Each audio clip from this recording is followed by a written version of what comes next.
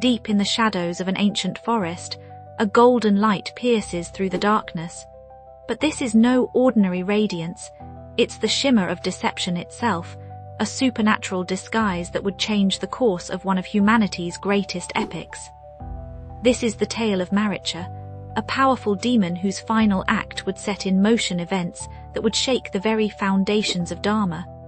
Once a fearsome Rakshasa who terrorized sages and disrupted sacred rituals, Maricha had already tasted the might of Lord Rama's divine bow.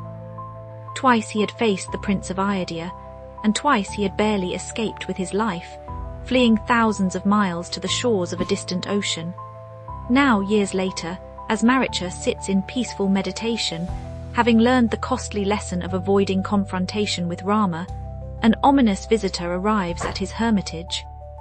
It is none other than Ravana, the 10-headed king of Lanka, burning with desire to kidnap Rama's wife, Sita. Ravana's plan is simple yet devious. He needs Maricha to transform into an enchanting golden deer to lure Rama away from his forest dwelling. Maricha's heart fills with dread. He knows the true power of Rama, understanding that this is no mere prince but the supreme divine in human form. He pleads with Ravana, recounting his past encounters with Rama's arrows that sent him flying across oceans. "O King of Lanka," he warns, "this desire will be your destruction. Rama's power is beyond mortal comprehension.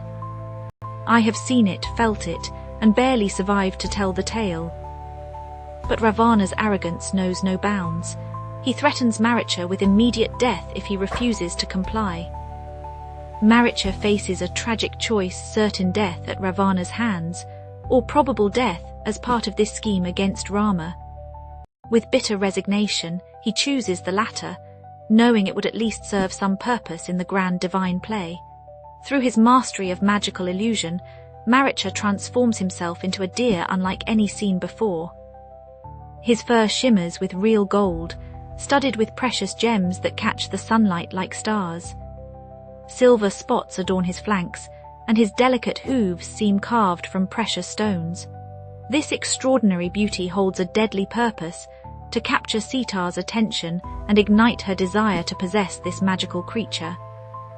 As Maricha approaches the hermitage where Rama, Sita, and Lakshmana dwell, he begins his performance. He prances in full view, his supernatural beauty entrancing all who behold him. Just as planned, Sita is captivated by the magnificent creature.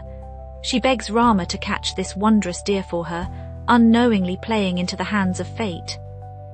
Rama, though suspicious of this too-perfect creature, agrees to pursue it. As he chases the golden deer deeper into the forest, Maricha leads him farther and farther from Sita. The demon knows these are his final moments. When Rama's divine arrow finally strikes him, Maricha uses his last breath to cry out in perfect imitation of Rama's voice, "O Lakshmana! O Sita! Help me!" This final act of deception succeeds in its terrible purpose. The false cry will draw Lakshmana away from Sita, leaving her vulnerable to Ravana's kidnapping. Maricha dies knowing he has played his part in a cosmic drama that will lead to epic events: the great search for Sita, the bridge to Lanka, the epic battle, and ultimately the triumph of dharma over adharma. The tale of Maricha's golden disguise teaches us profound truths about fate, choice, and consequence. Even while serving evil, Maricha recognized and acknowledged the divine nature of Rama.